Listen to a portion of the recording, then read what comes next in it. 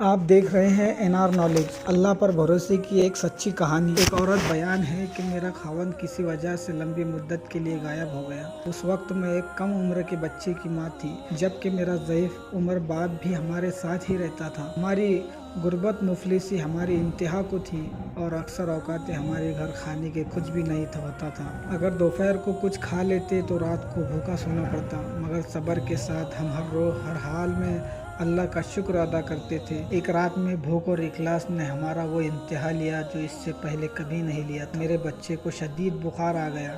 उसकी यह हालत देखकर मुझे अपनी और वालिद की भूख की भी याद न रही। ऐसी बेकसी और लाचारी हमने कभी नहीं देखी थी। जब बेकरारी हद से ज़्यादा आगे बढ़ी तो मैंने वुज़ू किया और नमाज के लिए खड़ी हो गई। मुख्तसर सी नमाज पढ़ने के बाद जब मैंने हाथ उठाकर अपने बच्चे की सेहत के लिए दुआ में मशगूल हो गई, अभी दुआ में फारिग भी नहीं हुई थी कि अचानक किसी ने दरवाज़ा खटखटाया। मेरे वालिद ने पूछा कौन है, तो आगे से जवाब आया मैं डॉक्टर हूँ। ये सुनते ही मैं और मेरे वालिद एक दूसरे को हैरत से देखते रहे कि इसको किसने बुलाया है। मेरे वालिद ने जाकर दरवाज़ा खोला। डॉक्टर ने आते ही बोला कि मरीज किधर है। हमने सादगी से बच्चे की तरफ इशारा कर दिया। डॉक्टर ने बच्चे का बुखार चेक किया और कागज़ पर एक नुस्खा लिख कर मेरे हाथ में थमाते हुए बोला कि लाइए मेरी फीस दीजिए और मैं चलता हूँ।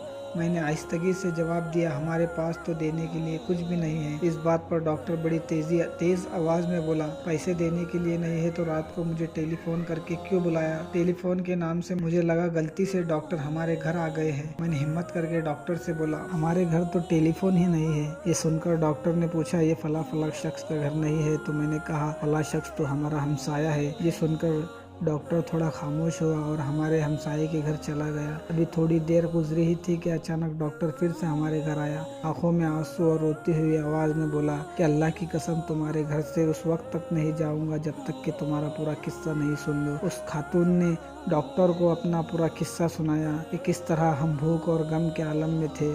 डॉक्टर ये सुनते ही फौरन उठकर बाहर चला गया और कुछ देर के बाद हमारे लिए रात का खाना और बच्चे के लिए दवाइयाँ कुछ घरेलू ज़रूरियात सामान साथ लाए। और साथ ही उसने बताया कि उसके तरफ से हर महीने एक तनख्वाह हमें उस वक्त तक मिलती रहेंगी जब तक कि अल्लाह चाहे। दोस्तों, ये अल्लाह पर भरोसे की सच्ची कहानी। उम्मीद करते हैं आपको पसंद आए होंगे।